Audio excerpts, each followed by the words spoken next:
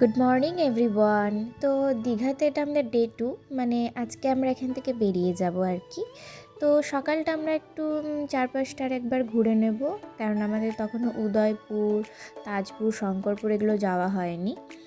তো আমরা এখানে সকাল সকাল চা খেয়ে ব্রেকফাস্টটা সেরে তারপরে আমরা উদয়পুরের দিকে চলে গেছিলাম। উদয়পুরে গিয়ে এই যে সুন্দর সি বিচটা একটু আমরা বসেছিলাম, অনেকটা সময় কাটিয়েছিলাম, এই যে ডাবও খাচ্ছিলাম আমি। তারপরে ডাব টাব খেয়ে আমরা একটু রাইড করে নিয়েছিলাম, বিকজ এখানে অনেক বাইক রাইড করছিল সবাই, তো তাদের দেখে আমাদেরও একটু ইচ্ছে হলো। আর আমিও বিয়ের আগে অনেক স্কুটি চালাতাম, তো এখন আর চালানো হয়ে ওঠে না, তো এখানে সুযোগ পেয়েছিলাম, তো ওয়াই নট। তো এখানেও একটু চালিয়ে নিলাম, এই যে আমি আর আমার দিদিভাই মিলে দুজনে মিলে একটু বাইক রাইড করছিলাম। তারপরে আমরা আমাদের হোটেলে এসে আবার আমাদের লাঞ্চটা সেরে নিয়ে আমরা ওখান থেকে সব ব্যাগ প্যাক করে নিয়ে আমরা বাড়ির দিকে রওনা দিয়েছিলাম। ওখান থেকে আমরা বেরিয়ে গেছিলাম তোমার শঙ্করপুরে।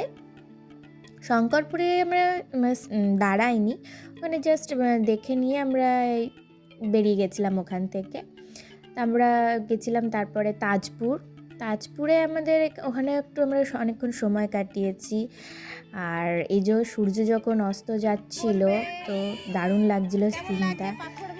তারপরে আমরা ওখান থেকে একটু পাথর ভেঙে, মানে ওখানে পাথরগুলো একটু সব নিচে পড়েছিল, তো ওই পাথর দিয়ে আমরা সি বিচটায় যাচ্ছিলাম। বাকিরা কেউ নামেনি, তো আমরা যারা ইয়াংস্টাররা ছিলাম একটু নামছিলাম। তারপরে ওখানে কিছু আমরা ফটোশ্যুট করলাম, এই সমুদ্রের ঢেউ আসছিল ওগুলো দেখছিলাম, ওখানে একটু এনজয় করলাম আমরা আমাদের মতন করে। তো সমুদ্রে গিয়ে যদি সমুদ্রের জলে না পা দিই একটু খারাপই লাগে, তার জন্যই সমুদ্রেও নেমে গেছিলাম। তারপরে ওখান থেকে আমরা বেরিয়ে গেছিলাম, কারণ ওখান থেকে তখন না বেরোতাম তাহলে অনেক রাত হয়ে যেত বাড়ি ফিরতে। তো তারপরে আমরা এই যে আমাদের দক্ষিণেশ্বর মন্দির দেখতে দেখতে আমরা বাড়ির দিকে পৌঁছেও গেছিলাম। আর তারপরে এই দাদা বৌদিদের বাড়ি চলে এসেছিলো, তো ওরা নেমে গেল এখানেই, আমাদেরও আরে অনেকটা যেতে হবে।